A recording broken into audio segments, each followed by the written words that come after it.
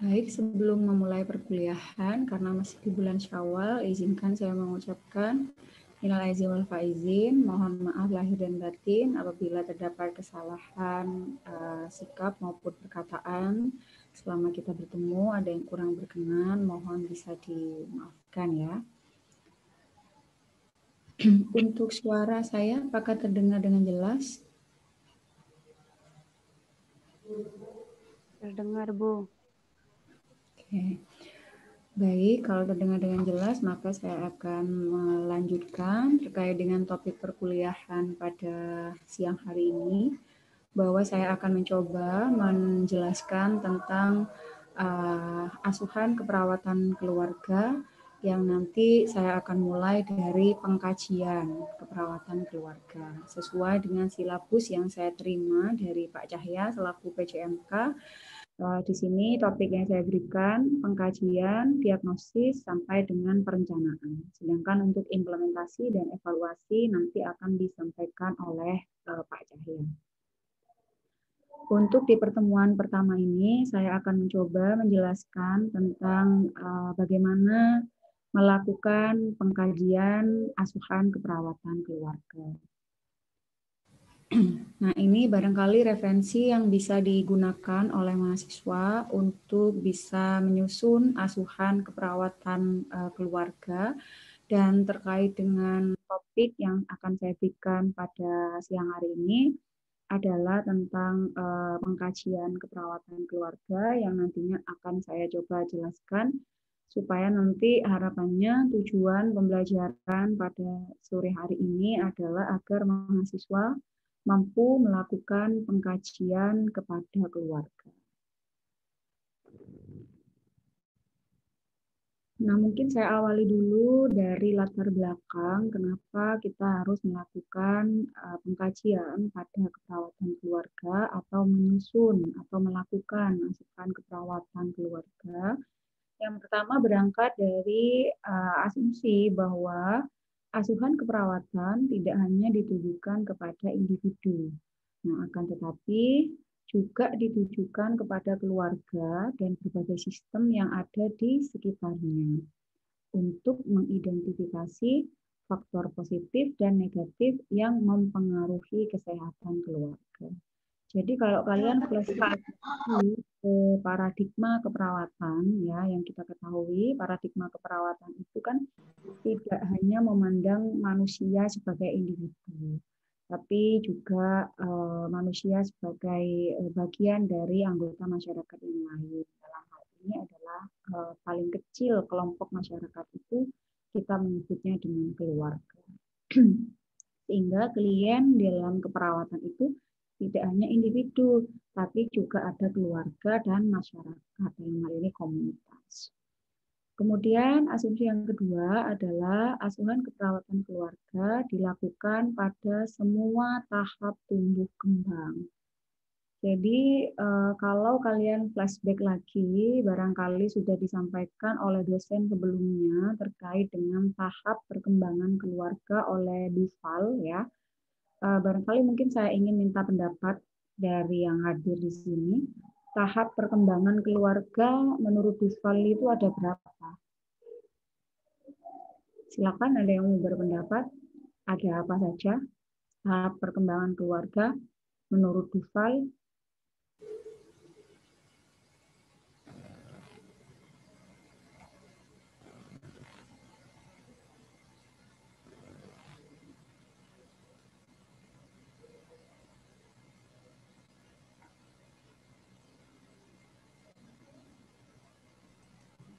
Ada 8, Ibu.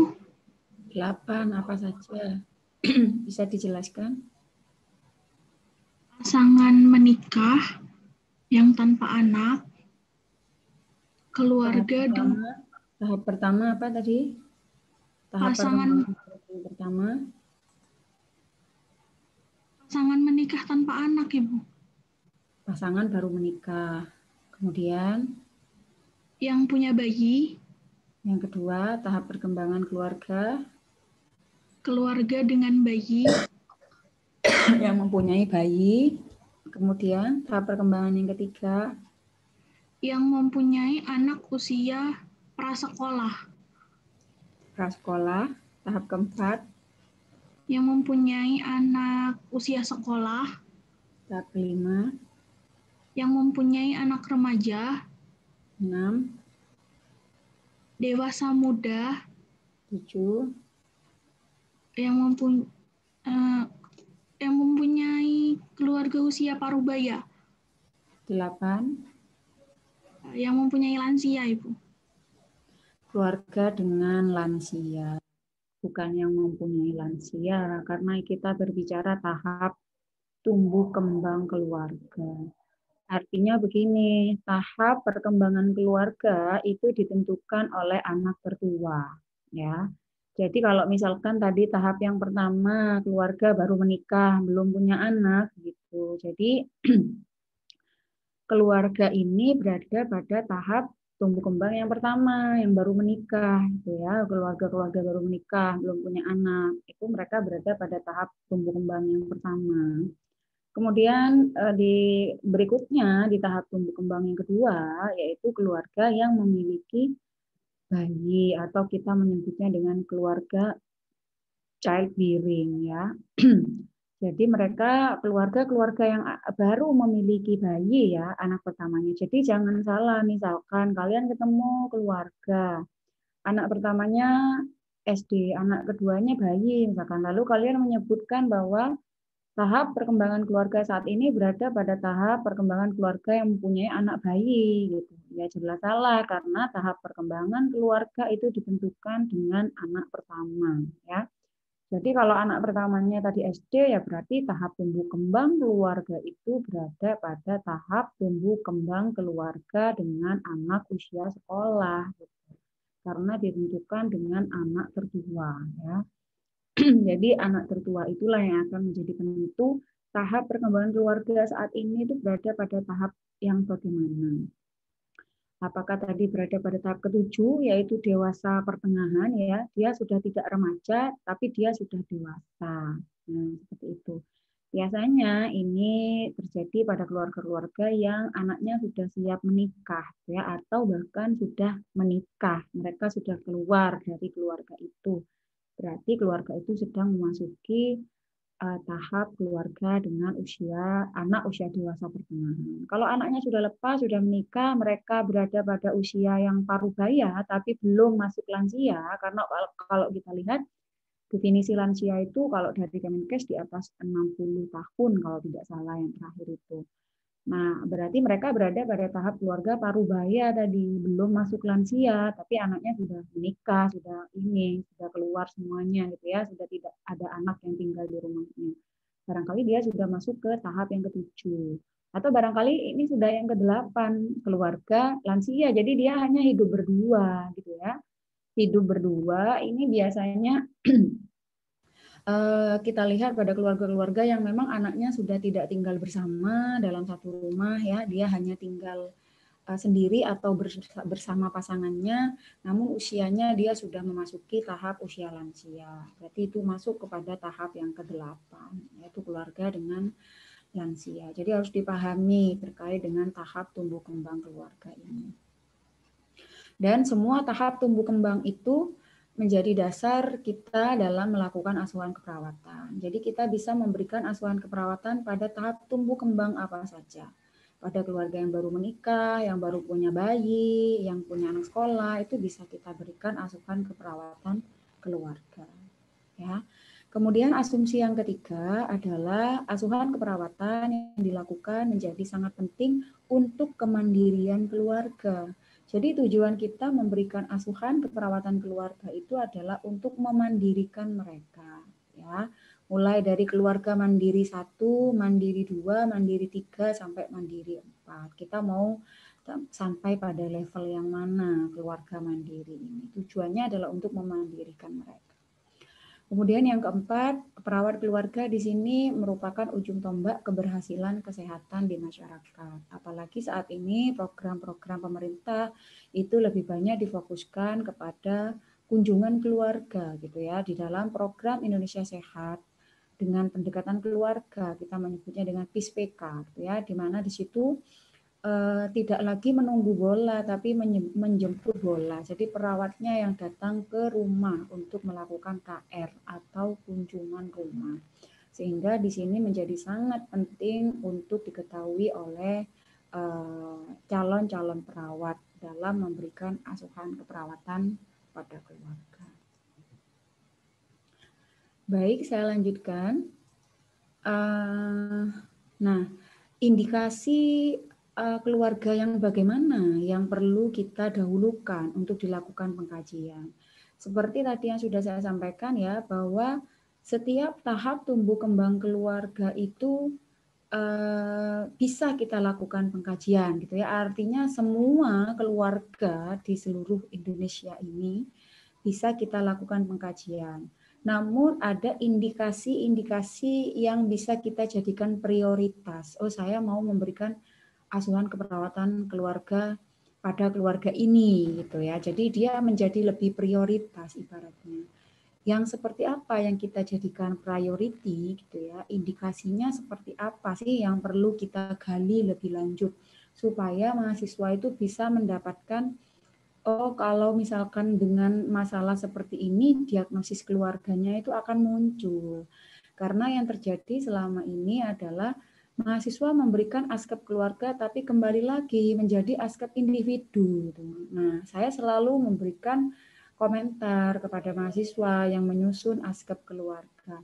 Ini sakjane kliennya ini individu apa keluarga gitu kan.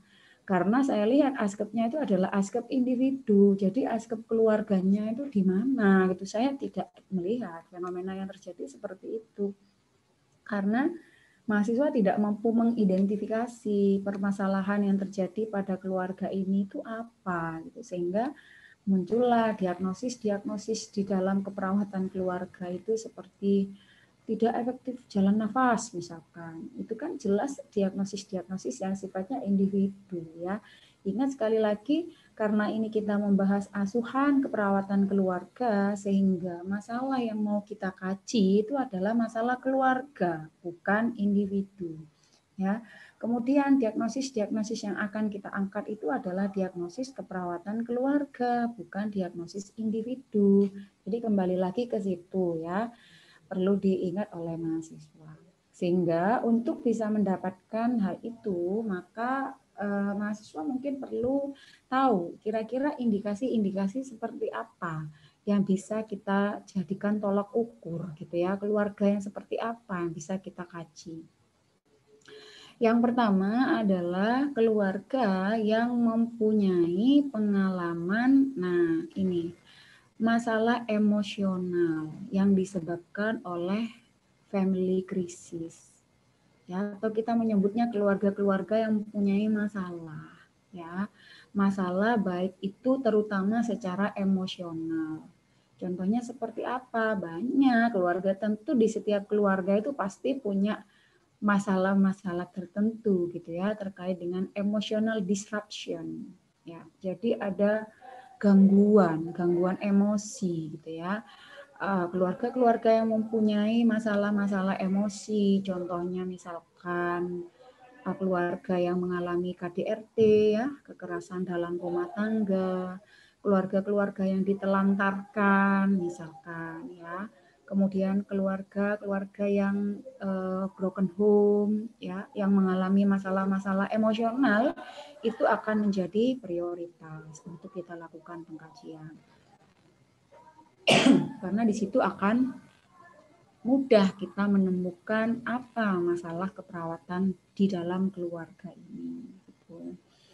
Kemudian yang kedua, indikasi yang menjadi indikasi keluarga ini perlu kita lakukan pengkajian adalah keluarga yang mempunyai pengalaman gangguan emosional yang disebabkan oleh milestone tahap perkembangan. Milestone itu apa ya? Pencapaian. Seperti tadi yang sudah saya sampaikan di awal. Keluarga yang baru menikah, saat dia beranjak berubah ke milestone yang kedua, tadi kan keluarga baru menikah itu tahap 1. Nah, saat dia berubah ke tahap yang kedua, Nah, perubahan dari tahap 1 ke tahap kedua ini disebut dengan milestone ya, perkembangan, perubahan, tahap perkembangan. Nah, tentunya mereka akan mempunyai pengalaman emosi yang berbeda-beda. Contoh misalkan kalau baru menikah, barangkali permasalahannya hanya seputar kasih sayang dan cinta gitu ya. Karena baru menikah, barangkali permasalahannya yang ditemukan persepsinya yang tidak sama gitu kan, karena yang awalnya tidak kenal, tidak pernah hidup serumah, ini menjadi kenal, menikah, hidup serumah, pasti akan ada konflik, perbedaan pendapat dan lain semacamnya. Barangkali gangguan emosionalnya ada di sana.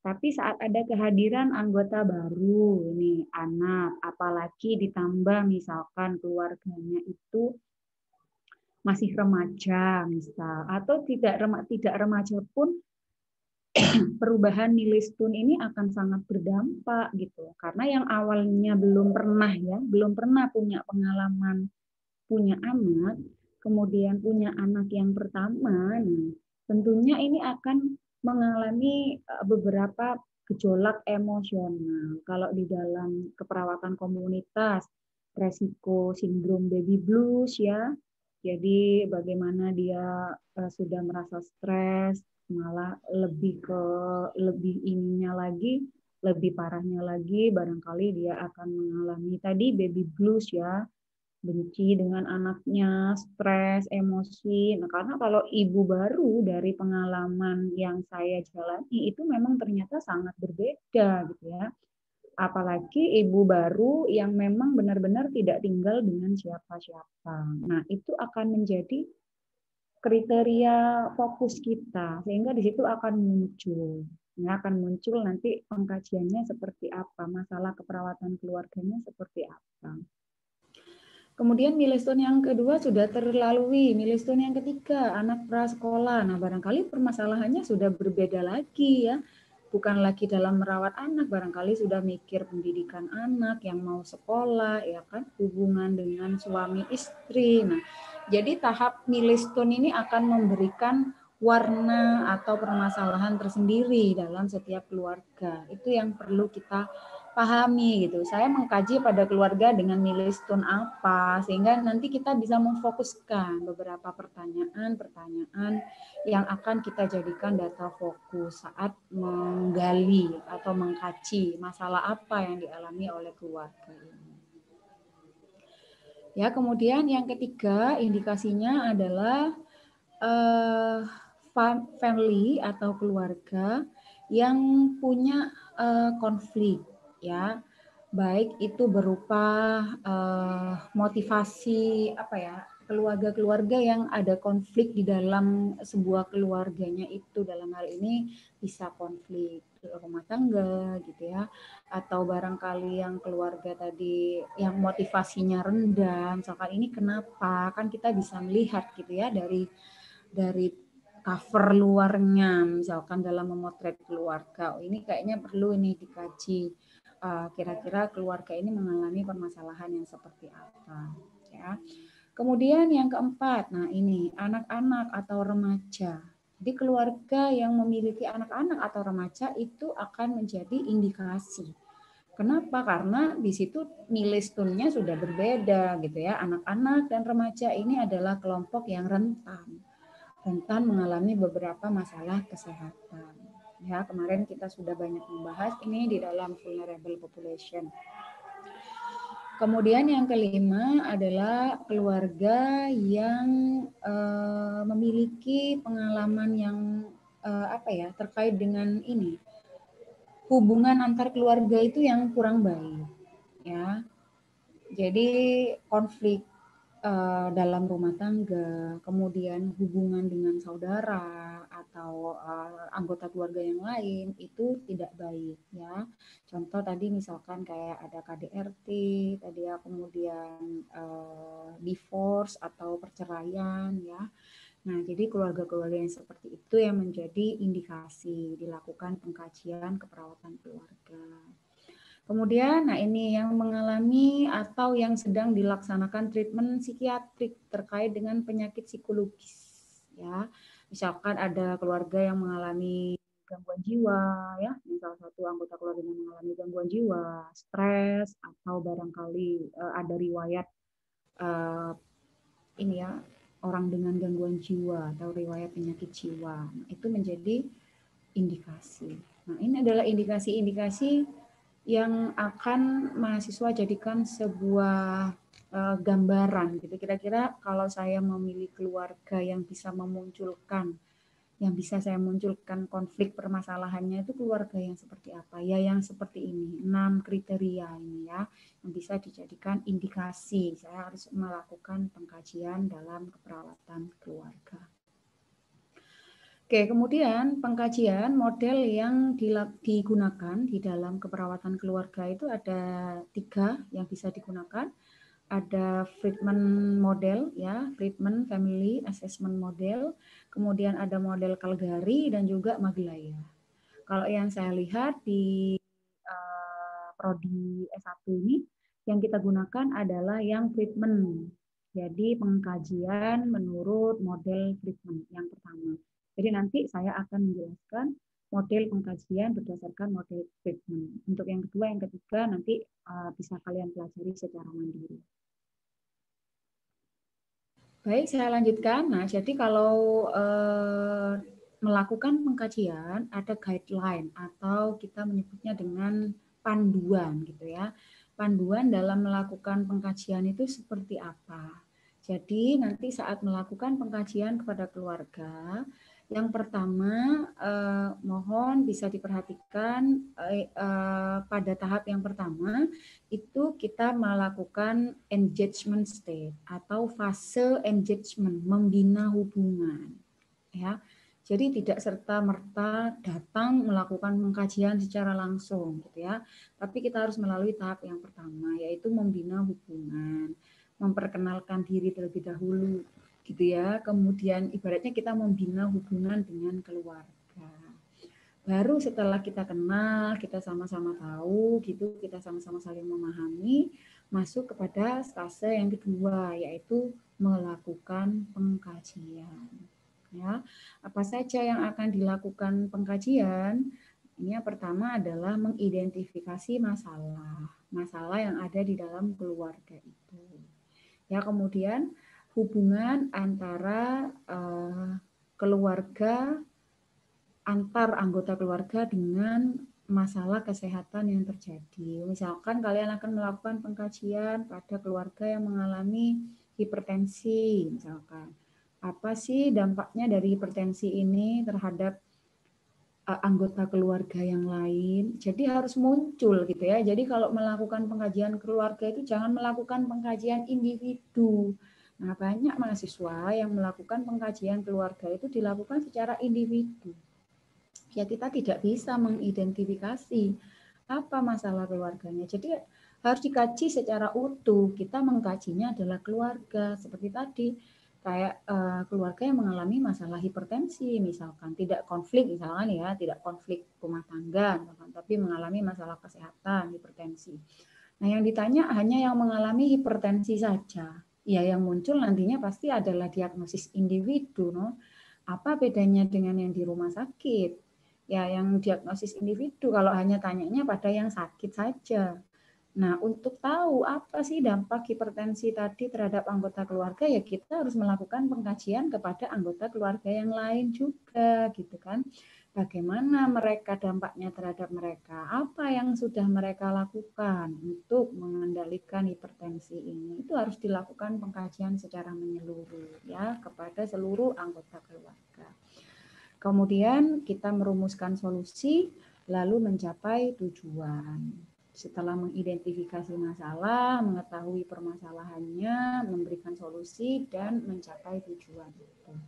Kalau sudah tercapai semuanya, kita masuk kepada stase yang ketiga, yaitu terminasi. Jadi kalau di dalam keluarga, kita berinteraksi dengan keluarga, ada pembukaan, ada penutupannya, ibaratnya seperti itu. Jadi kita tidak ujuk-ujuk mereka kita selesai dengan mereka tak pulang, tapi harus ada fase terminasi. Jadi berpamitan, jadi ya disampaikan bahwa asuhannya sudah selesai, mahasiswa sudah mandiri, ibaratnya sesuai dengan kriteria yang kita ingin capai bersama keluarga, maka bisa masuk ke fase yang terakhir, yaitu kita terminasi. Dengan demikian, kunjungan keluarga sudah berakhir, Bu, Pak. Jadi kita sudah berhasil mencapai apa yang kita sudah susun. Jadi kita harus melakukan terminasi perpamitan.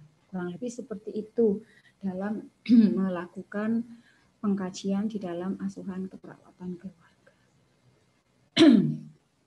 Baik, saya masuk ke dalam pengkajian keperawatan keluarga. Jadi format pengkajian di dalam keperawatan keluarga itu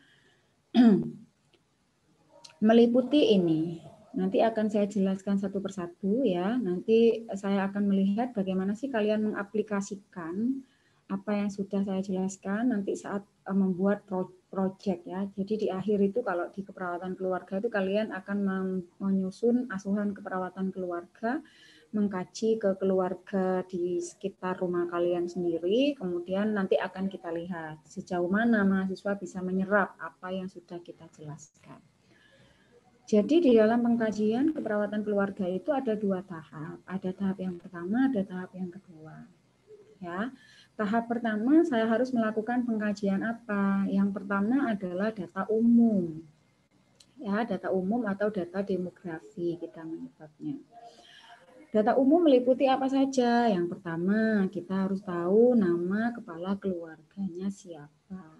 Kalau tipe-tipe keluarga di Indonesia ya, biasanya dalam satu rumah itu terdiri lebih dari satu kakak. Umumnya ya, meskipun tidak semuanya. Ingat saya berbicara pada umumnya.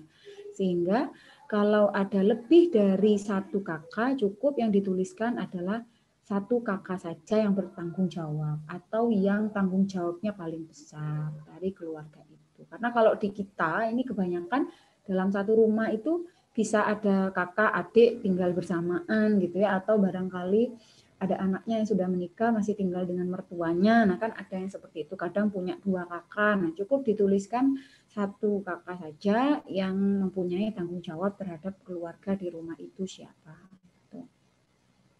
Kemudian secara umum alamat ya, ini tujuannya supaya saat kunjungan berikutnya kita sudah tahu, sudah dapat mengingat alamatnya itu gimana.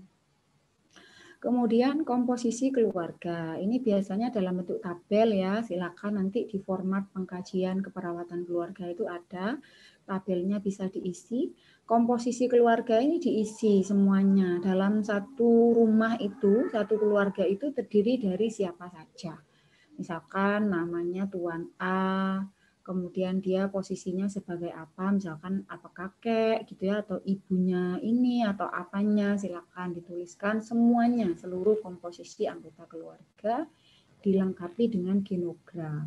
Ya, jadi harus tergambar genogram. Untuk genogram ini minimal 3 generasi. Jadi jangan hanya menuliskan Tuan A punya anak di bawahnya, itu namanya 2 generasi. Jadi harus ada 3 generasi. 3 generasi berarti ada anak, bapak, barangkali di atasnya adalah kakek atau neneknya. Ada 3 generasi yang digambarkan di dalam genogram. Ya, dan mohon dalam membuat genogram konsisten. Misalkan menuliskan garis lurus-lurus itu tinggal serumah. Tiba di genogramnya nggak ada model garis lurus-lurus. Di keterangannya ada garis lurus-lurus. Lah terus garis lurus-lurus. Garis putus-putus maksud saya. Ada garis putus-putus, tapi ternyata di genogramnya nggak ada putus-putus. Lah kenapa di keterangannya ada garis putus-putus gitu? Tujuannya untuk apa? Keterangan itu kan menerangkan apa yang ada di gambar gitu ya. Jadi harus konsisten dalam menuliskan genogram, jangan asal. Kemudian tipe keluarga. Nah, tipe keluarga ini mungkin ada yang masih ingat, ada nuclear family, ada extended family. Ada yang bisa menjelaskan apa perbedaannya? Nuclear family atau extended family? Ada yang masih ingat tidak dulu dijelaskannya tipe keluarga ini? Silakan, mungkin ada yang mau berpendapat.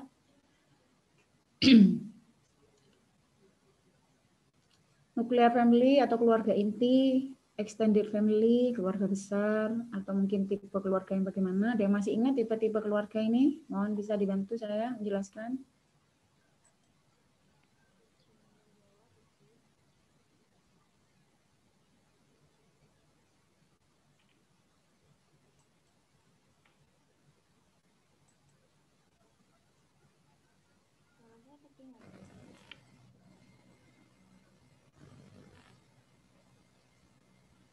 Silakan sebelum saya panggil namanya, tolong saya dibantu menjelaskan tipe keluarga.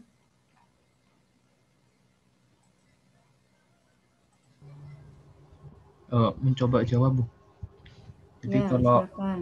Siapa? kalau nuklear itu kan keluarga inti, jadi cuma ada intinya saja. Jadi kayak ada ayah, ibu, sama anaknya. Kalau extended itu ada keluarga lebihnya. Misalnya kalau ada kakeknya atau ada keluarga lainnya yang ada di keluarga tersebut gitu. Oke, baik.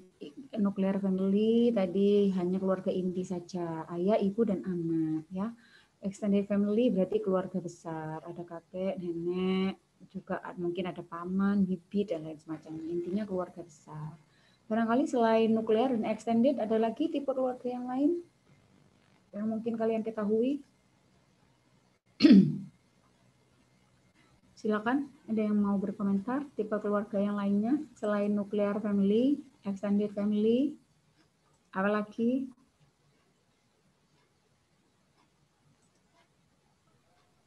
Mohon bisa ditambahkan yang lain. Izin menjawab, Ibu.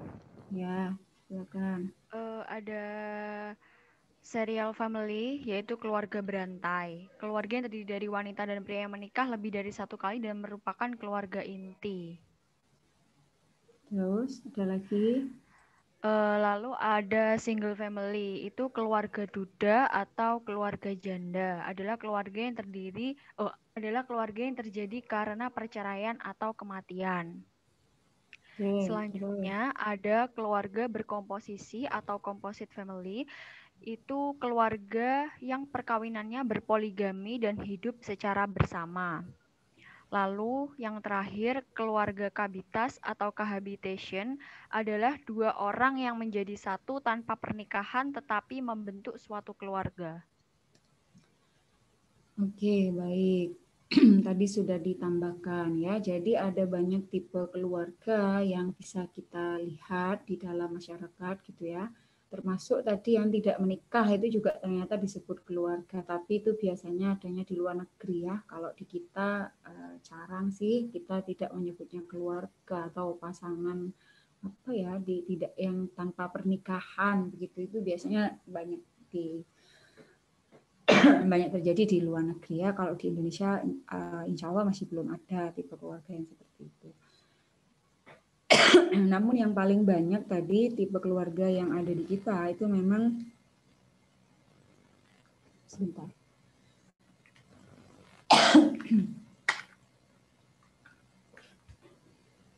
Memang yang paling banyak adalah nuclear family dan extended family tadi ya, yang kebanyakan tipe-tipenya yang ada di sekitar kita. Baik, terima kasih untuk jawabannya. Tadi sudah dapat dijawab dengan baik ya oleh mahasiswa terkait tipe keluarga ini. Yang berikutnya suku. Nah, silakan nanti bisa di ini keluarga itu sukunya apa? Jawa, Madura. Dan biasanya ini kaitannya dengan suku ini ya. Nanti jangan lupa ditanyakan juga kaitannya dengan masalah kesehatan suku ini. Nah, itu bedanya kalau di kita di keluarga seperti itu. Jadi misalkan suku Madura. Nah, ini kaitannya dengan masalah kesehatan apa ya? Kaitannya, oh ini biasanya cenderungnya kalau orang Madura itu sukanya yang asin, misalkan. Ada kaitannya enggak dengan masalah kesehatan yang dialami? Kalau Jawa misalkan lebih cenderung sukanya manis, misalkan. Ada kaitannya tidak dengan masalah kesehatan? Atau barangkali suku-suku yang lain gitu ya. Karena paling banyak Jawa dan Madura di sekitar kita yang saya contohkan ya Jawa, Madura. Barangkali kalian melakukan pengkajian pada suku Tengger itu yang di Probolinggo. Nah, tentunya apa kaitannya mereka juga dengan masalah kesehatan? Nah, silakan bisa dilakukan pengkajian terkait dengan suku ini. Jadi dieksplor, jangan hanya menuliskan suku, keluarga suku keluarga adalah suku Madura, titik, tidak hanya seperti itu, tapi kalian bisa menceritakan lebih detail kaitannya suku keluarga ini dengan masalah kesehatan. Karena kan dari hasil-hasil riset, misalkan, oh hipertensi itu lebih banyak terjadi pada suku apa, itu kan kita harus terapkan ke sini, ya, ke dalam keperawatan keluarga. Nah, kemudian agama. Nah, terkait dengan agama ini jangan juga hanya menuliskan agama Islam, misalkan, sudah seperti itu. Tapi kaitkan juga kepercayaan atau keyakinan dari keluarga ini terhadap masalah kesehatan. Karena kan kita banyak sekali melihat di keluarga-keluarga di sekitar kita, misalkan ya, ada yang sakit, mereka menganggapnya itu adalah diguna-guna, misalkan. Nah, bagaimana sih persepsi keluarga terkait dengan pengalaman spiritualnya ini, terutama dalam merawat anggota keluarga yang sakit, ini bagaimana? Itu kita harus eksplorasi. Ini yang membedakan dengan asuhan keperawatan individu, gitu ya. Jadi kita harus mengeksplor lebih detail lagi. Jangan hanya menuliskan agama Islam, titik. Tapi bagaimana menuliskan agama dan juga keyakinan, persepsi kaitannya dengan masalah kesehatan. Apakah memang anggota keluarga itu menganggap penyakitnya itu adalah penyakit guna-guna sehingga tidak dibawa ke fasilitas kesehatan, misalkan anggapannya, karena kita tidak bisa menutup mata gitu ya, masih banyak persepsi masyarakat yang seperti itu masih lumayan banyak, sehingga kita harus mengeksplorasi itu. Saya pun juga masih sering menemukan keluarga-keluarga yang beranggapan seperti itu, terutama kalau misalkan perutnya membuncit ini, kita menyebutnya asites gitu ya. Nah, kalau di sekitar rumah saya biasanya asites itu sudah dianggap itu sudah disantet gitu ya. Jadi kepercayaannya tuh disantet ini mesti wes lihat perutnya wes besar gitu, wes yang ditambah lagi namanya kompor tadi ya.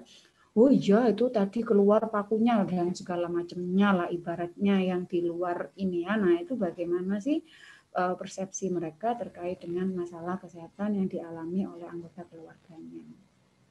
Ya jadi bisa mengeksplorasi ke sana. Lalu status sosial, ekonomi, dan keluarga. Nah ini juga dalam menanyakan status sosial ekonomi jangan hanya bertanya dasarnya saja. Dasarnya itu yang dimaksud dasarnya misalkan pendapatannya berapa gitu. Sudah selesai, hanya pendapatannya di bawah UMR kurang. Tapi juga tadi apa sih kaitannya dengan masalah kesehatan yang dialami oleh anggota keluarga gitu kan. Misalkan oh ini kok anaknya kurang gizi. Oh ternyata status sosial ekonominya seperti itu. Nah, berarti kita harus bercerita dampaknya. Keluarga itu tidak mampu menyediakan variasi makanan ya kan sehingga menyebabkan anaknya menjadi kurang gizi atau barangkali kesulitan ekonomi ini dampaknya bagaimana. Nah, itu kita harus mengeksplor kepada keluarga. Apa sih dampaknya dari kondisi sosial ekonomi keluarga ini, apakah cukup atau kurang sehingga keluarga ada kaitannya dengan masalah kesehatan yang tidak tertangani atau bagaimana. Gitu ya. Jadi harus kita kaitkan. Lalu yang berikutnya aktivitas rekreasi. Nah, ini seperti yang sudah saya sampaikan, kenapa sih harus ada aktivitas rekreasi? Dulu di keperawatan komunitas pun juga sama ya, karena tadi terkait dengan bagaimana coping mekanisme ya, atau mekanisme coping keluarga ya. Ya kalau tadi sosial ekonominya kurang, tapi keluarganya ini juga adaptasinya bagus, misalkan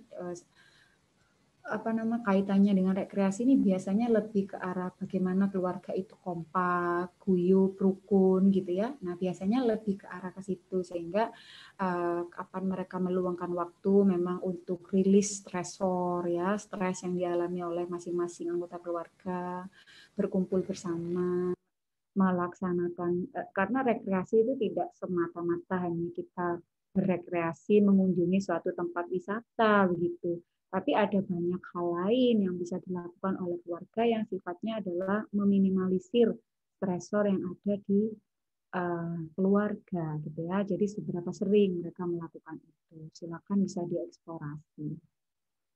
Ya.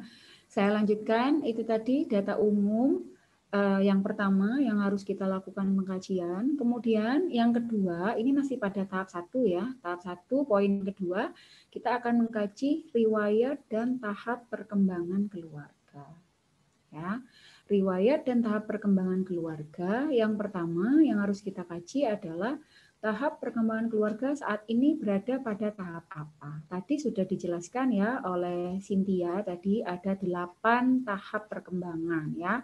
Mulai dari keluarga baru menikah, kemudian keluarga childbearing, keluarga anak prasekolah, keluarga anak sekolah, kemudian remaja, dewasa pertengahan, parubaya, dan lansia. Ada 8 tadi ya. Ingat dalam melakukan pengkajian ini, tahap perkembangan keluarga saat ini ditentukan dengan anak pertama. Tadi ya, jadi misalkan tadi ada keluarga yang baru menikah, masih belum punya ini, dia tinggal sendiri, tinggal berdua dengan istri dan suaminya misalkan. Berarti keluarga ini berada pada tahap perkembangan yang pertama, yaitu keluarga yang baru menikah, ya, atau kita menyebutnya dengan beginning family. Ya, jadi keluarga baru menikah.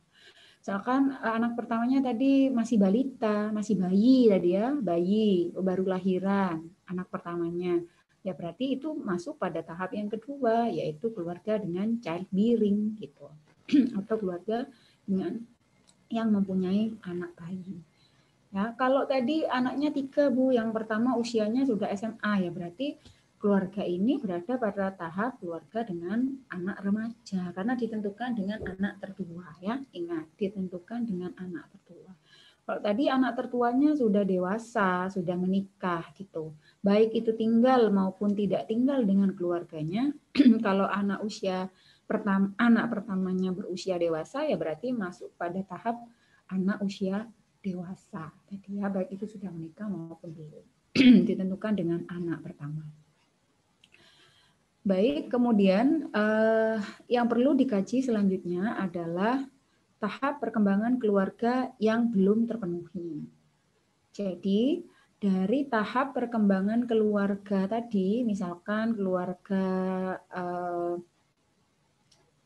anak sekolah, misalkan, berarti yang belum terpenuhi yang mana? Yang berikutnya gitu ya. Kemudian di sini juga jangan lupa dituliskan tugasnya, tugas perkembangan keluarga. Ingat ya, yang dituliskan di sini adalah tugas perkembangan. Jadi misalkan tadi keluarga yang baru menikah, tugas perkembangannya itu apa saja? Nah, tentu ini kalian sudah belajar kan kemarin, barangkali ada yang masih ingat tidak? Keluarga yang baru menikah itu tugas perkembangannya meliputi apa saja? Ada yang mungkin bisa memberikan pendapat? Tahap perkembangan keluarga baru menikah. Apa coba sebutkan tugas perkembangannya apa saja? Ada yang mau berpendapat? Silakan. Saya contohkan keluarga baru menikah. Tugasnya apa?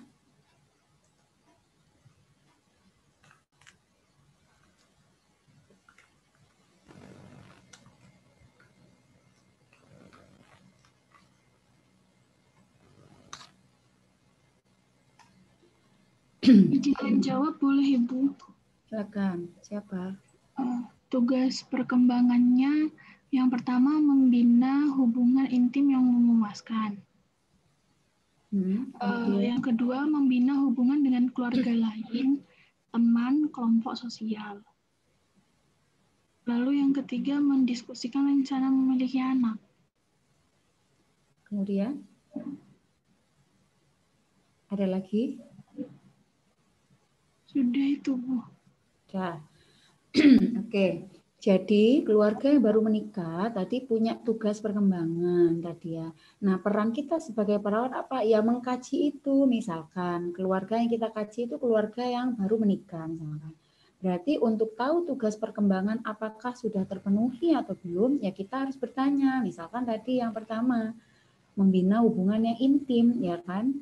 Yang intim berarti yang dekat, karena memang baru menikah. Nah, apakah itu sudah dilakukan oleh keluarga itu? Ya kita tanyakan. Bertanyanya juga tidak bertanya gimana hubungannya, sudah ini tidak begitu, tapi bagaimana seorang perawat itu bisa menggunakan pertanyaan-pertanyaan yang intinya kita bertanya itu, misalkan, Mas, Mbak, ini kan baru menikah. Nah, kira-kira bagaimana ini pengalamannya? Jadi kita menggunakan pertanyaan-pertanyaan terbuka, gitu ya, sehingga nanti kita bisa menyimpulkan, oh, bahwa keluarga ini baru menikah, memang masih harmonis, gitu ya. Kemudian belum ada konflik. Ya, jadi kita bisa menyimpulkan ke situ. Jadi kita tidak langsung mengorek apakah pernah ini enggak. Jangan menggunakan pertanyaan yang tertutup. Yang sekiranya jawabannya iya tidak, ya. Misalkan apakah Mbak atau Mas pernah bertengkar? Nah, misalkan begitu. Itu akan jatuhnya iya tidak, dan itu juga pertanyaan yang sifatnya privacy gitu. Sehingga kita harus bisa mengembangkan bagaimana pertanyaan kita itu intinya ingin tahu itu, tapi kita tidak ketahuan kalau mau bertanya itu. Jadi memang kita harus menggunakan pertanyaan-pertanyaan yang sifatnya terbuka. Jadi kita bisa memulai dengan pertanyaan, bisa diceritakan nggak Mbak, gimana pengalamannya dengan keluarga baru menikah ini dengan suami. Nah, maka dia akan bercerita, oh iya ini. Jadi kita itu kalau di perawat keluarga itu teknik komunikasi itu akan menjadi sangat penting, ya. Kalian kan sudah belajar itu dengan Pak Komar, Bu Yeni, Pak Marjaini, ya kan, komunikasi keperawatan. Nah, terapkanlah di keluarga ini. Jadi kita menggunakan pertanyaan-pertanyaan yang sifatnya terbuka, gitu ya. Kayak tadi pengen tahu apakah keluarga ini sudah punya rencana untuk punya anak, tadi kan tugasnya, apakah itu sudah terpenuhi? Ya kita tanyakan kepada keluarga itu. Ini kan baru menikah, kira-kira sudah ada ini Mbak, ada ini bisa diceritakan nggak kepada saya, misalkan berapa kira-kira jumlah anak yang diinginkan, bagaimana nanti harapannya ke depan. Nah, kan itu akan bercerita keluarganya, gitu ya. Misalkan itu saya contohkan keluarga yang baru menikah tadi, karena dilihat tugas perkembangannya apa. Beda lagi kalau tahap perkembangan keluarganya sudah berada pada tahap lain, misalkan usia child bearing, misalkan usia bayi tadi memiliki anak. Apa tugas perkembangannya? Barangkali bisa disebutkan dulu kira-kira apa tugas perkembangan keluarga child bearing atau yang baru punya anak bayi? Ada yang bisa menyebutkan? Kalau tadi pada baru menikah merencanakan jumlah anak, membina hubungan intim, membina hubungan dengan keluarga yang lain. Kalau pada child bearing, apakah sama? Tahap keluarga yang baru punya anak, apakah sama tugas perkembangannya? Sama atau berbeda kira-kira? Berbeda, Ibu. Beda, Ibu. Ya, jelas berbeda karena sudah milestone naik ya, udah berada pada tahap apa? Pada tahap child bearing. Apa kira-kira kalau pada child bearing tugas perkembangannya? Menurut Duval itu ada semua itu. Kalau pada Izin child menjawab, bearing, Bu. ya. Yang pertama, persiapan menjadi orang tua. Lalu Ya. yang kedua, membagi peran dan tanggung jawab. Yang ketiga, menata ruang untuk anak atau mengembangkan suasana rumah yang menyenangkan. Lalu yang keempat, mempersiapkan biaya atau dana child bearing. Lalu yang kelima, memfasilitasi role learning anggota keluarga. Dan yang keenam, bertanggung jawab memenuhi kebutuhan bayi sampai balita. Yang terakhir, mengadakan kebiasaan keagamaan secara rutin.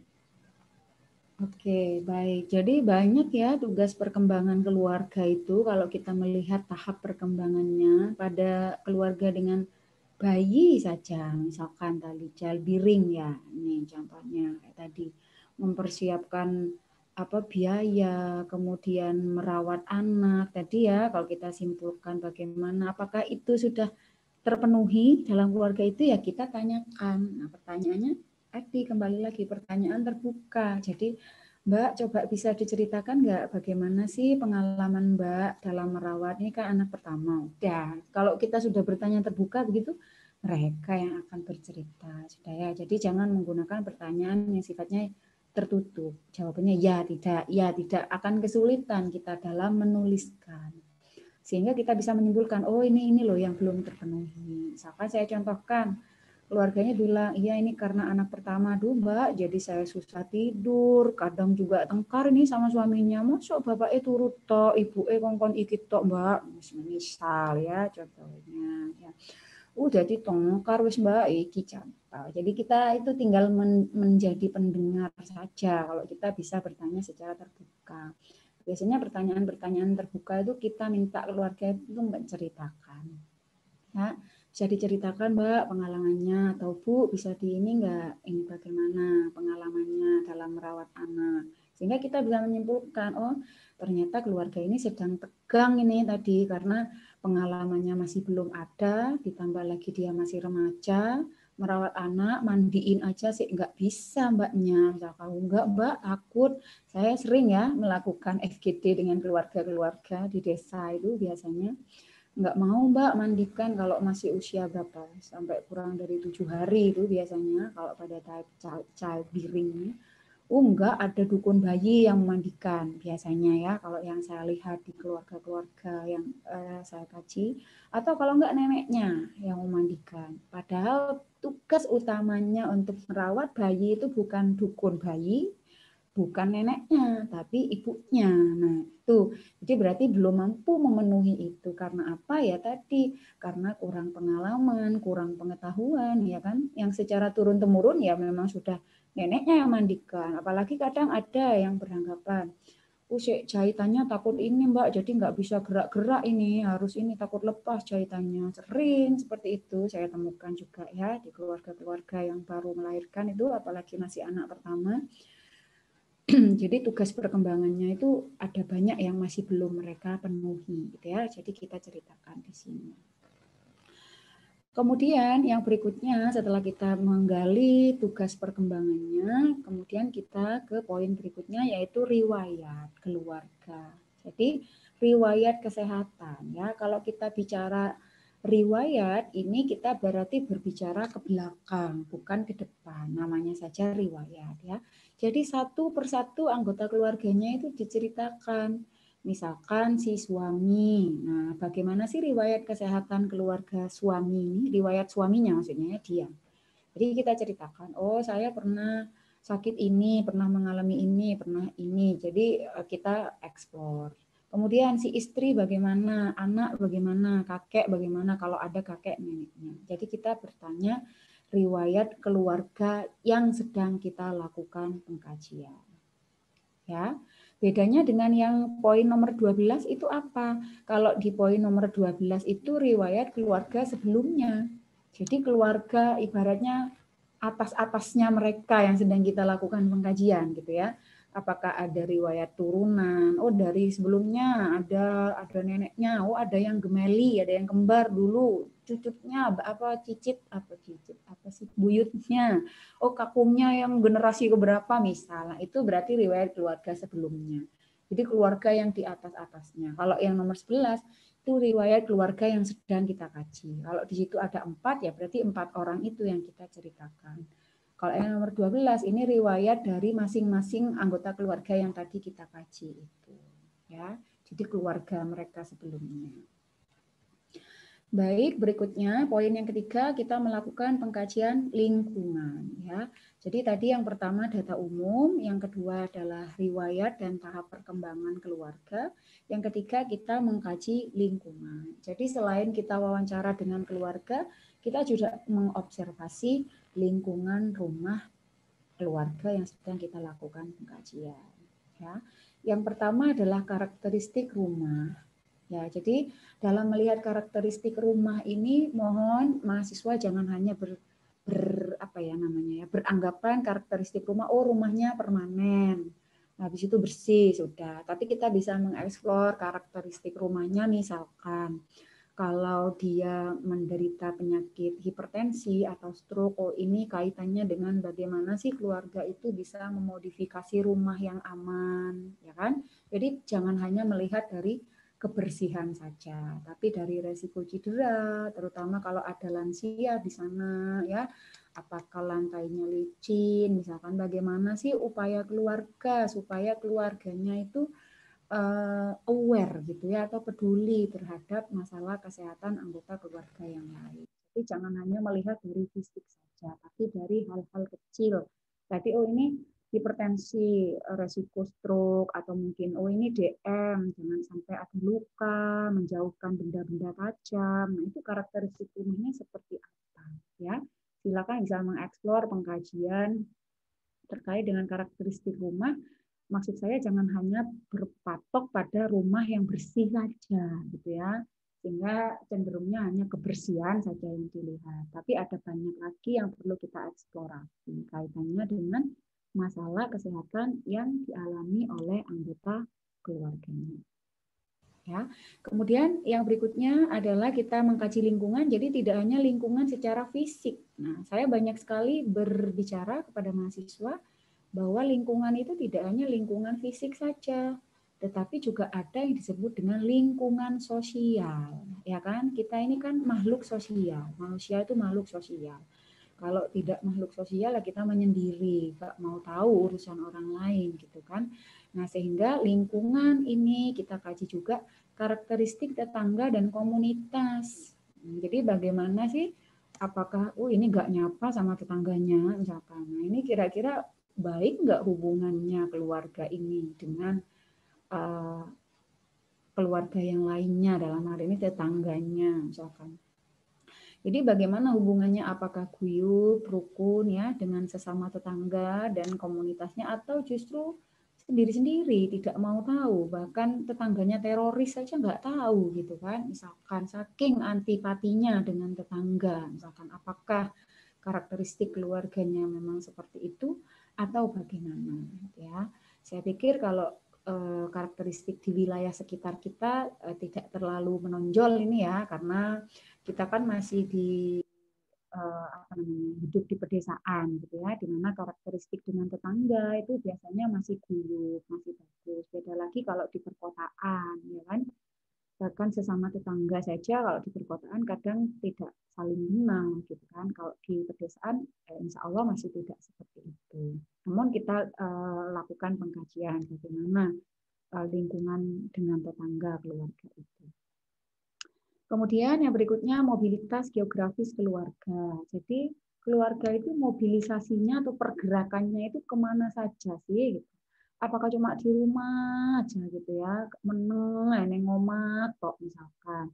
Atau justru ini mobile-nya tinggi nih, pergi keluar kota, keluar negeri, atau kemana, misalkan liburannya keluar negeri, ke sana, kemari, misalkan ya. Itu mobilitas geografis keluarga. Lalu perkumpulan keluarga dan interaksi dengan masyarakat. Jadi apakah di keluarga itu membiasakan berkumpul ya, dimana kalau sekarang kan sudah jarang ya, kalau keluarga-keluarga yang saya lihat zaman dulu biasanya makan itu kan bersama ya kan, misalkan habis sholat maghrib berkumpul di meja makan, makan bersama. Nah, barangkali saat ini mungkin hanya keluarga sedikit barangkali ya, keluarga-keluarga yang masih punya karakteristik seperti itu. Ya, jangankan ini, kadang kita berkumpul bersama teman-teman, kadang gitu ya, ada yang sibuk main HP-nya sendiri gitu kan. Ada yang kadang ngomong iya, tunggu. Nah, misalkan ya.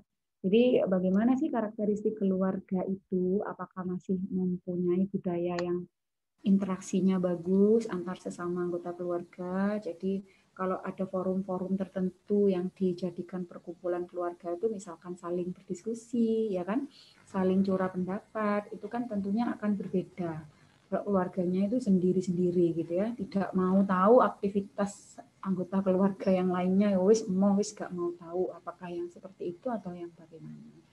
Ya, begitu juga dengan masyarakat. Apakah keluarga yang kita kaji itu sering ikut perkumpulan yang ada di masyarakat, ya, misalkan ada kajian atau ada kegiatan-kegiatan di masyarakat, apakah keluarga yang kita kaji ini mengikuti kegiatan-kegiatan itu atau bagaimana? Itu silakan kita bisa mengeksplor ya. Tadi dengan bertanya, mungkin bisa diceritakan Bu, kira-kira kalau di sini apa ya kegiatan yang ada di masyarakat itu, misalkan, oh ada ini. Kalau Ibu sendiri seberapa sering mengikuti kegiatan itu? Misalkan, oh saya sering Mbak, ini misal contohnya ya. Jadi kita bertanya seperti itu. Kemudian sistem pendukung keluarga. Nah ini juga penting ya. Sistem pendukung ini banyak ya dari anggota keluarga yang lain, barangkali bagaimana support, namanya support sistem keluarga ini. Apalagi dia tidak punya keluarga, anggota keluarga yang lain, misalkan hidup sendirian. Berarti bagaimana ini sistem pendukungnya? Kita eksplorasi. Ini Bapak Ibu kan hidup sendirian, ini nggak punya saudara atau apa. Kira-kira bagaimana, bisa diceritakan nggak kepada saya untuk bisa tetap survive, gitu ya, untuk bisa tetap bahagia, bisa bertahan, itu gimana? Itu namanya sistem pendukung keluarga, ya.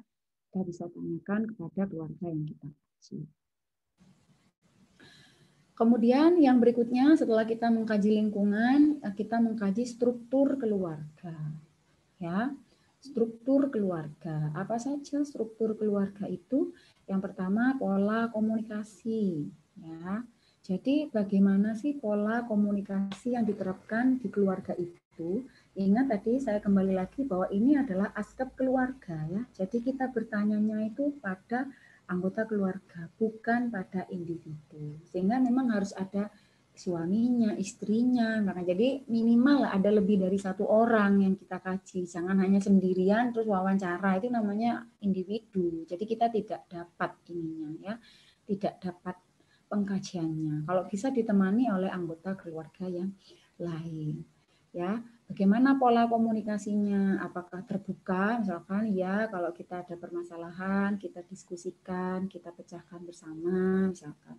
Atau cenderung oh nggak bisa diganggu gugat, keputusannya ya cuma si suami misalkan, oh bapak itu nggak bisa diganggu gugat lagi, ya berarti pola komunikasinya tertutup, berarti ya tidak mau mendengar pendapat anggota keluarga yang lain. Ya, itu namanya berkomunikasi antar sesama anggota keluarga. Kita tanyakan, kita konfirmasi. Ya, kemudian yang berikutnya struktur kekuatan keluarga. Nah, kekuatan keluarga ini bisa berasal dari siapa saja. Mereka bisa survive, dia bisa bertahan, bisa kuat, bisa harmonis dan lain semacamnya. Itu apa yang menjadi kekuatan mereka itu apa? Nah, kita bisa tanyakan. Kemudian yang berikutnya peran, ya. Peran ini ada peran formal dan peran informal. Ya, peran formal itu contohnya adalah misalkan ayah, perannya ya sebagai bapak, sebagai kepala rumah tangga, misalkan itu peran formal. Istri, misalkan ibu yang merawat anak-anak, misalkan ya itu namanya peran formal. Kalau informal ya berarti informal ini tambahan sifatnya ya.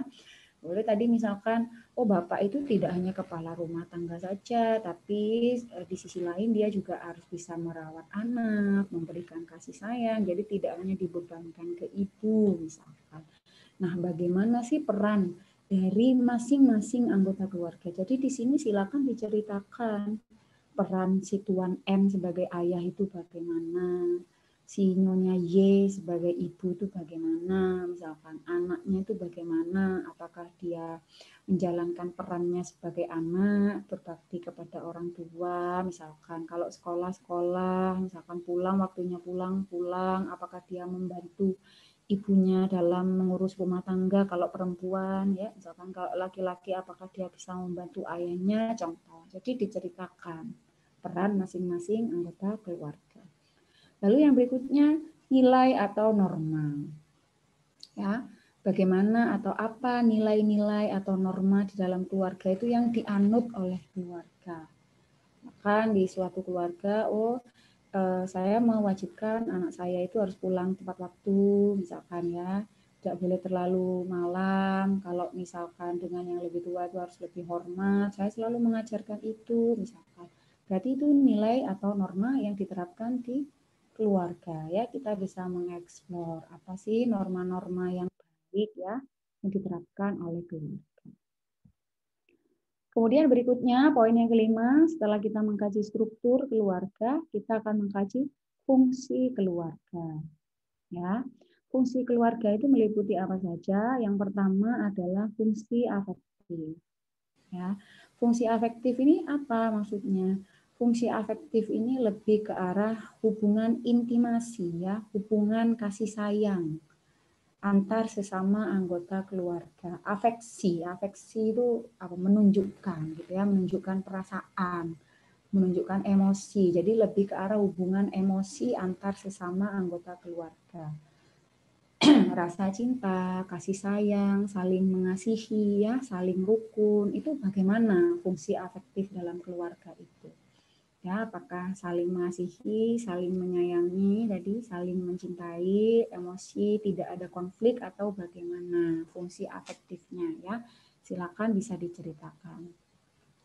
Kemudian yang berikutnya fungsi sosialisasi. Nah, kalau fungsi sosialisasi ini adalah bagaimana keluarga itu mampu bersosialisasi atau mensosialisasikan hubungan anggota keluarga dengan keluarga yang lainnya.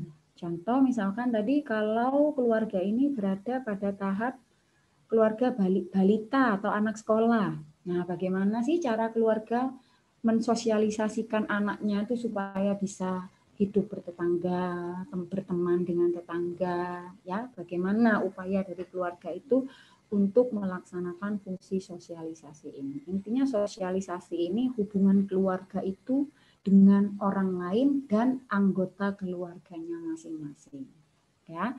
Jadi bagaimana keluarga mewujudkan hubungan antar sesama anggota keluarga dan juga antara keluarga dengan anggota keluarga yang lainnya. Bagaimana mereka melakukan fungsi sosialisasi ini? Kita lakukan pengkajian.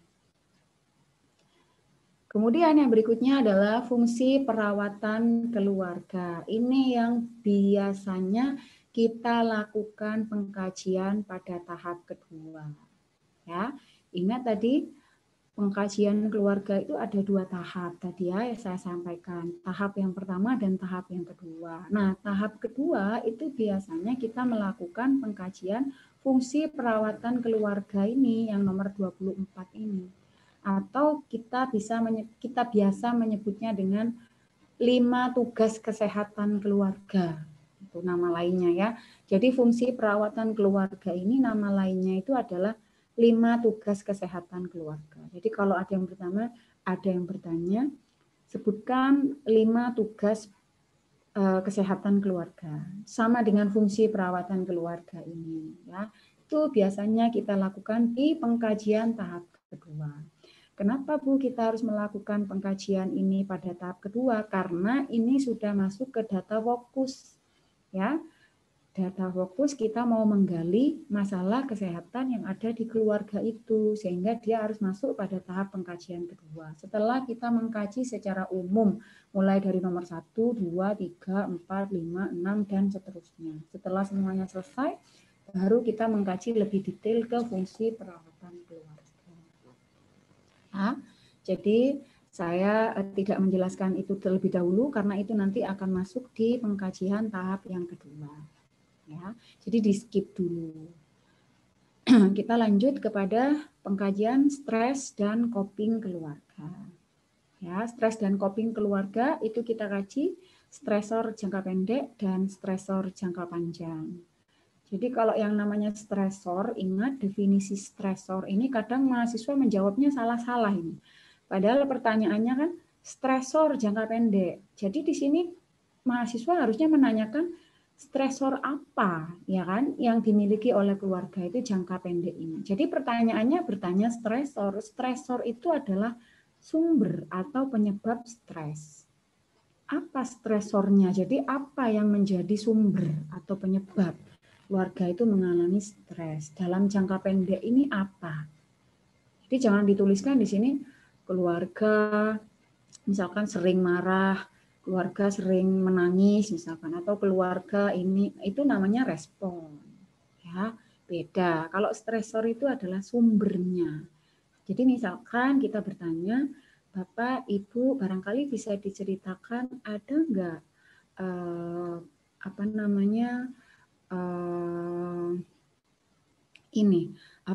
kondisi atau keadaan yang membuat keluarga ini stres atau tertekan atau mungkin kepikiran gitu ya dalam jangka waktu dekat ini ada tidak misalkan coba diceritakan ke saya.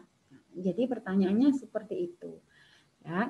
Nah misalkan ya ada Mbak misal ini loh misalkan ini loh jadi kita itu kepikiran ini takut begini karena itu berarti namanya stresor. Itulah stresornya. Ya. Kalau dalam waktu yang lama, misalkan yang memang ini tidak bisa diatasi oleh keluarga, sudah sangat lama menjadi kepikiran dan keluarga belum mampu mengatasi ini, ada tidak Bapak Ibu misalkan, ya? Jadi itu kita bertanya ke stresor jangka panjang. Oh ada, misalkan apa? Mungkin bisa diceritakan ke saya, misalkan seperti itu ya. Jadi kita bertanya ada nggak stresor jangka pendek dan jangka panjang. Lalu berikutnya, kemampuan keluarga. Nah, ini baru bagaimana responnya terhadap stresor tadi. Jadi jangan salah. Ya, kalau tadi misalkan, oh yang membuat kepikiran itu. Nah, tadi Ibu menyampaikan, Ibu dalam jangka pendek ini, dalam waktu dekat ini mengatakan tadi bahwa ada kondisi seperti ini yang membuat Ibu dan keluarga itu jadi kepikiran. Nah, dalam menghadapi seperti itu, apa yang sudah Ibu lakukan? Bisa diceritakan kepada saya, Bu? Ya. Nah, jadi bagaimana kemampuan keluarga berespon terhadap stresor tadi. Jadi gato antara pertanyaan nomor 25 dan 26. Tidak bolak-balik ya. Kemudian strategi coping. Nah, ini yang kita lakukan apa? Strategi coping yang digunakan oleh keluarga. Adaptif atau justru maladaptif? Bagus atau jelek? Apa yang mereka lakukan? Strategi coping. Sama halnya kalian kan kalau berbicara strategi coping, ini dibuka lagi teori keperawatan jiwa ya. Strategi coping itu kan ada banyak itu jenisnya. Mekanisme coping. Nah, apakah adaptif atau lebih ke maladaptif? Apa yang dilakukan keluarga? Kemudian strategi adaptasi disfungsional. Nah, apakah keluarga melakukan strategi adaptasi secara disfungsional ya ke arah maladaptif? Bagaimana misalkan mencoba bunuh diri, mencoba mengakhiri hidupnya, misalkan ya. Tadi misalkan mengalami konflik perceraian, konflik rumah tangga dan lain semacamnya. Bagaimana strategi adaptasinya? Ini biasanya akan muncul data stres dan coping ini kalau tadi identifikasi keluarganya biasanya yang mengalami masalah-masalah emosi tadi kan. Kembali lagi ke slide pertama tadi ya, apa sih kriteria-kriteria yang perlu kita jadikan patokan untuk mengkaji diagnosis untuk mengkaji keperawatan keluarga itu. Tadi ya, lebih ke arah masalah keluarga yang mengalami masalah emosi tadi ya, masalah psikis, masalah kejiwaan. Itu memang menjadi prioritas. Sehingga harusnya data ini akan menjadi data fokus di sana, stres dan coping keluarga. Makanya di dalam SDKI itu juga saya lihat diagnosis keperawatan keluarga itu lebih banyak ke masalah ini, stres dan coping. Ya, jadi krisis keluarga, ya, mekanisme coping yang tidak adaptif, kurang lebih seperti itu kebanyakan untuk diagnosis keluarga. Karena kita cross check ternyata tadi memang di slide pertama kriteria-kriteria keluarga yang kita lakukan pengkajian itu kan memang lebih ke arah mengalami masalah emosional tadi ya, seperti kekerasan dalam rumah tangga atau mengalami masalah-masalah psikologis yang lainnya. Kemudian yang berikutnya kita melakukan pemeriksaan fisik ya. Jadi pemeriksaan fisik ini kita lakukan terhadap seluruh anggota keluarga. Makanya di sini mahasiswa bisa sudah menguasai ya pemeriksaan fisik head to toe ya dari masing-masing anggota keluarga. Jadi tidak hanya yang sakit saja. Semua anggota keluarga kita lakukan pemeriksaan fisik. Dan yang terakhir adalah harapan keluarga. Apa sih harapan keluarga terhadap masalah kesehatannya, misalkan terhadap adanya perawat yang datang kepada keluarga, apa harapan mereka, ya terkait masalah kesehatan, apa harapan mereka, adanya perawat ini apa harapan mereka, itu kita lakukan pengkajian. Baik, ini yang terakhir ya. Jadi tadi sudah saya sampaikan untuk pengkajian keperawatan keluarga itu ada 2 tahap. Tahap yang pertama dan tahap yang kedua. Nah, ini tadi saya sudah sempat singgung ya, bahwa tahap yang kedua itu adalah mengacu pada 5 tugas kesehatan keluarga tadi atau fungsi perawatan keluarga. Ya. Apa saja 5 tugas kesehatan keluarga itu? Adakah di sini? Oh, ternyata tidak ada. Ada yang masih ingat tidak 5 tugas kesehatan keluarga itu? atau fungsi perawatan kesehatan keluarga. Dan bisa menyebutkan 5 apa saja?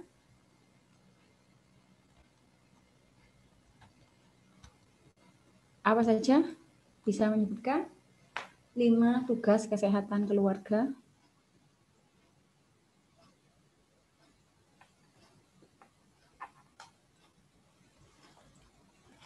Atau 5 fungsi perawatan kesehatan keluarga? Tolong saya dibantu mengingat. Izin menjawab, Ibu. Ya, silakan Nadia. Yang pertama itu mengenal masalah kesehatan keluarga. Yang Lalu yang kedua, memutuskan tindakan kesehatan apa yang tepat bagi keluarga. Ya. Lalu yang ketiga, merawat keluarga yang mengalami gangguan kesehatan. Lalu memodifikasi lingkungan keluarga guna mendukung proses penyembuhan. Dan yang terakhir, memanfaatkan fasilitas pelayanan kesehatan di sekitar bagi keluarga. Oke, baik. Sudah ada sebenarnya di slide saya ya. Nah, saya hanya ngetes mahasiswa ini kira-kira masih konsen apa tidak gitu ya, karena ini sudah mau berakhir. Ya, betul. Jadi 5 tugas kesehatan keluarga yang kita kaji lebih dalam. Makanya tadi ini saya bilang tahap 2. Jadi dalam melakukan pengkajian ke keluarga itu tidak bisa kita datang sekali terus selesai melakukan pengkajian, itu tidak bisa. Jadi dalam kontrak waktu di awal itu kita menyampaikan bahwa kita melakukan pengkajian secara umum, nanti kita akan kembali lagi untuk bisa mengkaji lebih fokus lagi ke pengkajian tahap 2. Nah, pengkajian tahap 2 ini fokus kepada 5 tugas kesehatan keluarga. Ingat, 5 tugas kesehatan keluarga ya. Tadi sudah dijelaskan ini oleh si Nadia yang tadi. Yang pertama apa? Jadi bagaimana sih tugas keluarga dalam mengenal masalah kesehatan yang dialami oleh anggota keluarganya. Jadi misalkan setelah di awal kalian melakukan pengkajian tadi ya, pengkajian tahap 1. Ketemu salah satu anggota keluarganya mengalami masalah hipertensi, misal contohnya. Maka di pengkajian tahap yang kedua, kita harus bertanya, bagaimana sih kemampuan keluarga itu dalam mengenal masalah hipertensi ini tadi. Karena kan sudah ketemu tadi ya, masalah kesehatannya adalah hipertensi. Berarti kita bertanya, apakah keluarga memahami apa sih hipertensi itu? Ini mulai dari pengertian. Penyebabnya apa? Ini kita tanyakan. Dan ini kita tuliskan tadi saat menuliskan di poin ini tadi. Di poin ini nomor 24. Fungsi perawatan keluarga. Jadi fungsi perawatan keluarga ini tadi ingat isinya adalah 5 tugas kesehatan keluarga. Sama saja ya. Jadi diingat-ingat. Fungsi perawatan keluarga dengan 5 tugas kesehatan keluarga itu isinya sama. Ya. Jadi kita tuliskan di sini yang pertama, fungsi perawatan keluarga yang pertama adalah mengenal masalah kesehatan. Nah, karena tadi kita sudah mengkaji, misalkan saya contohkan mengalami hipertensi, maka di sini kita tuliskan bagaimana sih keluarga itu apakah ini tadi mengenal mulai dari pengertian. Nah, kalian bertanya, Ibu ini kan ada yang mengalami darah tinggi nih si Bapak misalkan. Bisa Bapak atau Ibu ceritakan apa sih Bu darah tinggi itu misalkan. Silakan Bu, misalkan bisa di ini. Nah, jadi kita bertanya. Kalau mereka, apa ya Mbak? Enggak ini, ya darah tinggi lah pokoknya. Misal. Nah, yang dimaksud darah tinggi itu kalau tensinya di atas berapa Bu yang Bapak Ibu tahu. Misalkan begitu. Jadi kita bertanyanya itu menggunakan bahasa-bahasa yang mudah mereka pahami. Jangan kalian bertanya, Bu, bisa disebutkan definisi hipertensi itu apa? Misalkan ya. Jadi jangan bertanya seolah-olah kita bertanya pada mahasiswa gitu ya. Ingat ini adalah keluarga yang kita anggap awam terhadap masalah kesehatan. Jadi kita pakai bahasa yang mudah mereka pahami dan kita tuangkan di dalam hasil pengkajian. Jadi jangan menuliskan seperti ini. Kadang mahasiswa hanya menuliskan begini karena copy paste ya. Ini saya hafal betul kalau mahasiswa copy paste itu biasanya yang ada di dalam tugas yang pertama ini, kemampuan mengenal itu biasanya begini. Keluarga tidak mengetahui atau kalau ada yang sakit dibawa ke Kalau ada yang sakit membeli obat bebas di warung. Nah, itu biasanya ya isinya. Ini saya sudah hafal sampai gitu ya, askap keluarga mahasiswa ini karena di copy paste tadi. Jadi kalau boleh ini saya menganggapnya jaka sambung naik ojek gitu ya, nggak nyambung jack gitu. Jadi yang ditanya apa, jawaban mahasiswanya apa gitu. Kalau dilihat kan ini jelas. Apakah keluarga itu mampu menjelaskan pengertian? Ya, jadi di situ ngapain ada kalau masalah ada sakit di bawah kalau sakit membeli obat di warung gitu kan, ini kan jelas nggak nyambung sekali gitu ya. Padahal kemampuan keluarga mengenal, tiba-tiba membeli kalau sakit membeli obat di warung, ini nyambungnya di mana gitu. Karena tadi copy paste tidak memperhatikan pertanyaannya apa. Ya, jadi diceritakan keluarga belum mampu memahami pengertian hipertensi.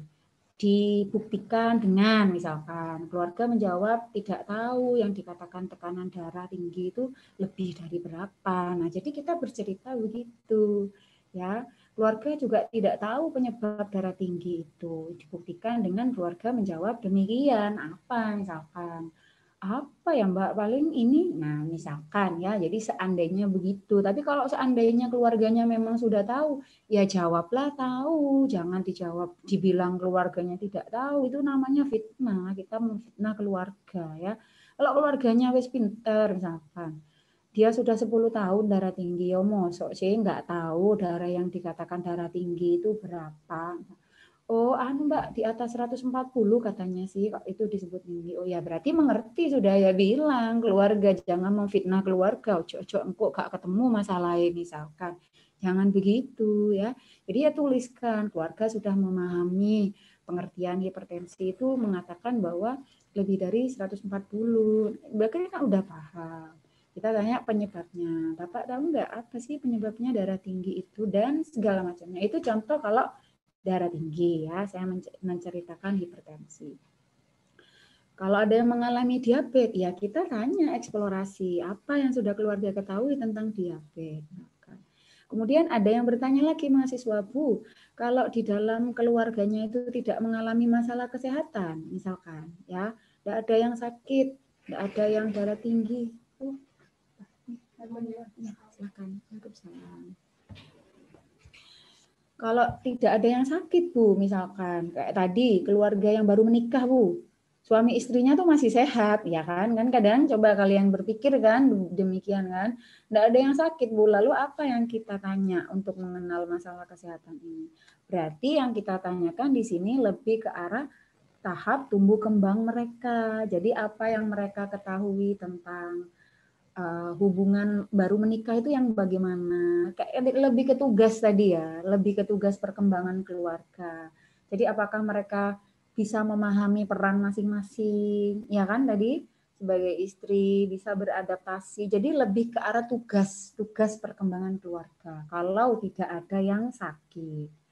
Nah, yang contoh yang lain, misalkan keluarga yang tadi baru punya anak bayi, Bu, misalkan. Tidak ada yang sakit, Bu, di keluarganya itu. Jadi saya harus mengisi apa di poin ini? Berarti lebih ke arah tugas perkembangan keluarga, ya tadi pertanyaannya. Jadi bagaimana sih, apakah keluarga itu mengerti? Merawat bayi itu yang bagaimana? Kan tugasnya mereka itu. Nah, itu yang kita tanyakan. Karena mereka tidak ada yang sakit, tidak ada yang mengalami masalah kesehatan, ya.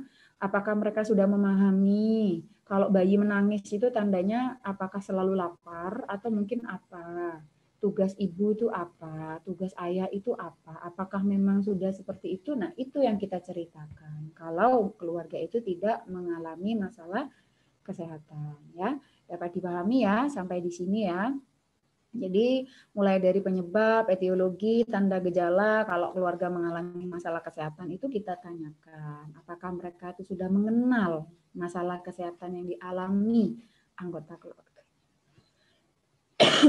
Kemudian tugas yang kedua adalah mengambil keputusan.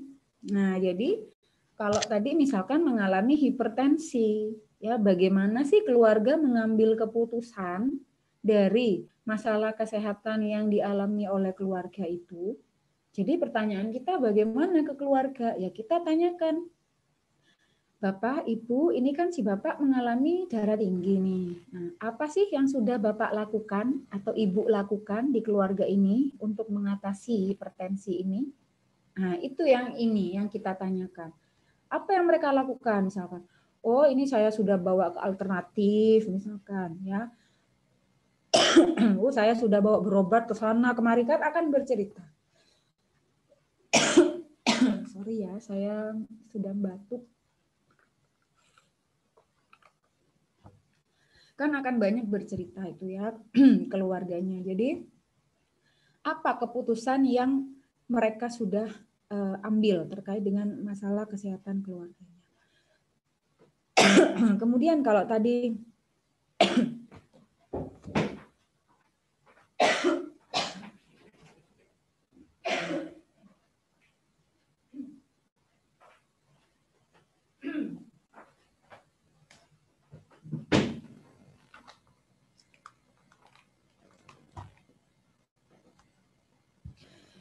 baik, mohon maaf.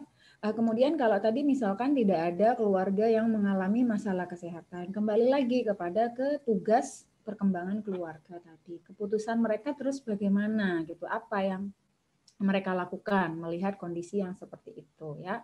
Jadi itu yang kita ceritakan. Lalu yang ketiga, tugas yang ketiga adalah melakukan perawatan sederhana. Jadi apa sih yang sudah keluarga itu lakukan? Melihat ada anggota keluarganya yang sakit hipertensi tadi. Apa yang sudah mereka lakukan ya? Mencegahnya misalkan kalau yang darah tinggi tadi, Ibu ini kan ada anggota keluarga yang darah tinggi. Yang sudah Ibu lakukan di rumah itu seperti apa? Kalau mereka nggak ngerti kita arahkan. Contoh ini Bu, dari makanan deh misalkan, dari dietnya. Apa sih yang sudah Ibu lakukan? Nih Bapak kan darah tinggi nih. Jadi kita bertanyanya seperti itu. Oh ya tetap aja Mbak misalkan ya. Ya makannya seperti biasa sih, saya menyediakan makanan-makanan ya yang seperti biasa sih, pokok Bapak suka misalkan ya. Ya itu yang kita ceritakan, berarti keluarga merawatnya demikian. Atau barangkali justru sebaliknya. Oh, karena Bapak darah tinggi nih ya Mbak, jadi saya menyediakan garam yang memang khusus untuk penderita darah tinggi misalkan. Kemudian saya kalau masak itu saya kurangi lah yang asin-asin itu, yang gorengan-gorengan biar Bapak itu nggak banyak makan itu. Misalkan ada ya keluarga yang memang sudah seperti itu, yang aware gitu ya, yang sadar kalau ada anggota keluarganya yang sakit, atau justru dia tidak peduli gitu. Nah itu yang mana yang sudah mereka lakukan ya. Jadi kita bertanya, oh kalau dari makanan itu, kalau dari yang lain Bu, barangkali ini kan Bapak darah tinggi, harusnya kan kalau darah tinggi itu nggak boleh marah-marah misalkan. Apa yang sudah Ibu lakukan sih untuk mengatasi itu? Jadi kalau keluarga itu nggak memahami, kita yang pancing mereka supaya bisa berpendapat. Ya, apa yang sudah ini? Makanya ya perawatnya harus paham dulu perawatan hipertensi itu seperti apa. Makanya saya kalau tanya ke mahasiswa yang sedang ujian askep, saya tanya dulu pemahaman mahasiswanya. Ojo-ojo mahasiswanya gak paham perawatan gitu ya. Boro-boro mau melakukan perawat atau mau melakukan pengkajian pada keluarga. Lalu perawatnya enggak paham. Jadi saya tanyakan dulu. Coba sebutkan, apa sih perawatan hipertensi itu? Perawatan DM itu yang seperti apa? Kan ada aktivitas fisik, iya kan? Nah, jadi dipelajari dulu perawatan masing-masing itu. Perawatan bayi, cocok mahasiswanya nggak tahu perawatan bayi tadi. Ya. Kemudian perawatan anak sekolah, balita, dan seterusnya. Intinya kita harus memahami dulu baru kita bertanya ke keluarga. Ya, apa yang sudah mereka lakukan. Lalu memodifikasi lingkungan. Nah, jadi bagaimana sih keluarga memodifikasi lingkungan? Tadi saya kembali lagi ke pengkajian lingkungan. Lingkungan ini tidak hanya secara fisik, tapi secara psikologis. Jadi kalau ini biasanya mahasiswa isinya modifikasi lingkungan itu diceritakan itu adalah kebersihan rumah. Jadi kayak tadi lagi kembali lagi jaka sambung naik ojek, nggak nyambung jack gitu ya. Jadi modifikasi lingkungan di sini kita arahkan ke masalah kesehatan yang dialami oleh keluarga. Ingat ini tadi 5 tugas kesehatan ya. Jadi arahkan ke sana misalkan kalau darah tinggi tadi. Harusnya lingkungan fisiknya seperti apa, lingkungan psikologisnya seperti apa keluarga itu harus melakukan. Jadi kan kita harus paham dulu. Oh, kalau lingkungan psikologis berarti bapaknya ini harus tenang, tidak emosian, ya kan? Karena kalau penderita hipertensi itu emosi kan jadi naik tekanan darahnya. Ya, apakah keluarga sudah bisa menciptakan itu untuk tidak marah-marah tadi itu, atau bagaimana secara psikologis gitu loh? Menghindari konflik, menghindari ini apa yang sudah dilakukan oleh keluarga gitu. Jadi jangan hanya ngomong lingkungan rumahnya bersih gitu ya. Jadi kayak jaka sambung kata tadi seperti yang sudah saya sampaikan. Nah, kalau DM misalkan contoh diabetes, ada yang diabetes. Nah, berarti tadi bagaimana sih upaya keluarga untuk menciptakan lingkungan yang aman? Karena kita ketahui penderita diabetes ini jangan sampai mengalami trauma, luka misalkan ya. Karena berakibat lukanya sukar atau sulit untuk keringnya misalkan karena kita ketahui kembali lagi ke patofisiologi, apakah keluarga sudah memperhatikan itu lingkungannya atau bagaimana. Ya, jadi disesuaikan tadi dengan masalah kesehatan yang dialami oleh keluarga. Ojo diterabas semuanya sama gitu ya. Karena mudah saja saya kalau mau melihat aspek keluarga mahasiswa, itu tinggal melihat ini saja. Kalau sama persis antara yang hipertensi, yang DM ini sama persis, berarti mahasiswa ini tidak mengkaji, tidak memahami gitu ya, bahwa pengkajiannya itu sebenarnya adalah ini. Ya, kemudian berikutnya adalah 5 tugas yang terakhir atau tugas yang kelima, memanfaatkan fasilitas kesehatan. Nah, kalau ini baru umum ya, apapun penyakitnya, apapun tugas perkembangannya, bagaimana keluarga itu memanfaatkan fasilitas kesehatan yang ada di sekitar tempat tinggalnya, seberapa sering kunjungannya. Kalau ini umum sifatnya ya, jadi bisa digeneralisir. Bisa dipahami ya sampai di sini untuk pengkajian keperawatan keluarga sudah selesai. Saya sudah sampai pada tahap akhir.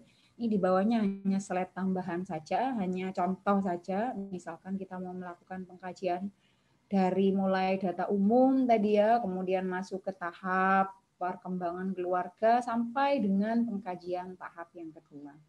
Nanti kalau mahasiswa melakukan pengkajian ya, tolong bisa mengeksplor tadi, jangan hanya iya tidak, jawabannya pendek-pendek gitu ya. Nah, jangan seperti itu. Ya, mohon bisa diperhatikan. Tadi saya sudah memberikan banyak sekali contoh-contoh ya. Sehingga nanti kalau kalian diminta tugas menyusun askep keluarga, tentunya melakukan pengkajian, ya jangan sampai ada yang sama seperti tadi terulang lagi gitu ya, karena saya sudah menjelaskan dengan sangat detail bagaimana kita melakukan pengkajian terhadap keluarga. Ingat, ini adalah askep keluarga, jadi pengkajian yang kita lakukan itu adalah pengkajian kepada seluruh anggota keluarga, bukan pengkajian individu. Ya, jangan salah persepsi. Kebanyakan mahasiswa salah persepsi. Yang dikaji hanya yang sakit saja. Padahal ini adalah askep keluarga. Ya, yang dikaji seluruh anggota keluarga. Sampai di sini ada yang mau ditanyakan, didiskusikan? Silakan.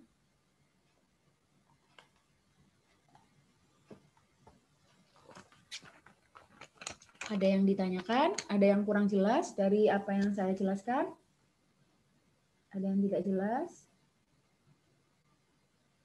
Atau sudah cukup jelas? Insya Allah sudah cukup jelas, Ibu.